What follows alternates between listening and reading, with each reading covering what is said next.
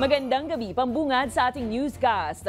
Sa pagsisimula ng Simbang Gabi ngayong 15 ng Disyembre, nananawagan ng Archdiocese of Manila sa mga dadalo ng misa na magsuot pa rin ng face mask. Bagamat hindi mandatoryo, maigi na raw ang mag-ingat sa banta ng malatrangkasong mga sakit tulad ng COVID at pulmonya. Bagay na suportado naman ng DOH. May balitang A to Z si Ace Cruz. Nagsusuot pa rin ng face mask si Nana Emerita lalo na kung maraming taong pupuntahan lalo't muling tumataas ang kaso ng COVID-19 at may banta pa ng walking pneumonia. Gaya ngayong pagsimula ng Simbang Gabi. Kasi siyempre matanda na ako, mahirap din ang mahawa ka, diba? Kaya hindi ako masyado tatabi-tabi. Nagpe-face mask talaga. Ganito rin si Carla na doble ingat para hindi makapagdala ng virus sa tuwing uuwi. Medyo nag-aalala rin kasi medyo mataas na nga yung bilang ng cases. Nadadagdagan na naman sa ngayon.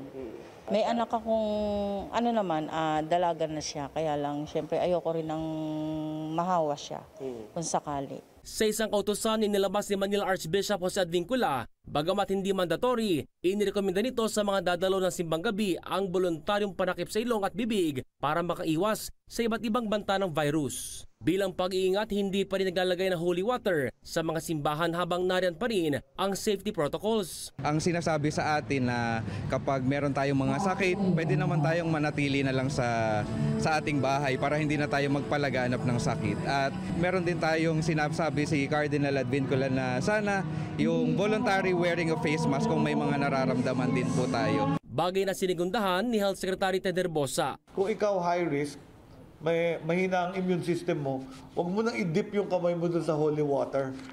Baka ma-infect ka pa, di ba? Kasi madaming tao nagdi-dip na. I'm changing the narrative. Huwag fear.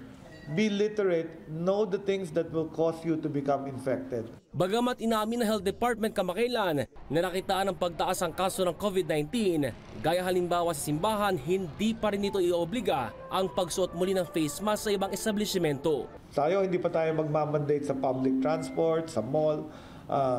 Mababa pa rin yung cases. Maliban sa mga ospital na high risk sa banta ng virus. We prepare for resources na kailangan. Ito yung hospitals now, iwa-warn na natin. Siguro magmamandatory na rin yung ibang ospital na mag-face mask ang mga taong bibisita doon. So, babalik tayo, magbabaon ka ng face mask kung dadalaw ka sa kamag-anak mo sa ospital.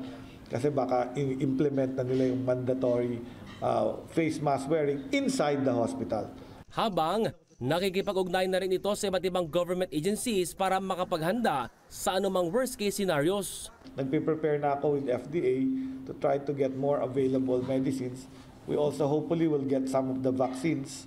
Sa ngayon, mas pinagting ng Health Department ang pag-monitor nito sa influenza-like illness para mapigilan ang pagtaas ng kaso nito sa bansa. Para sa Balitang A to Z, Ace Cruz.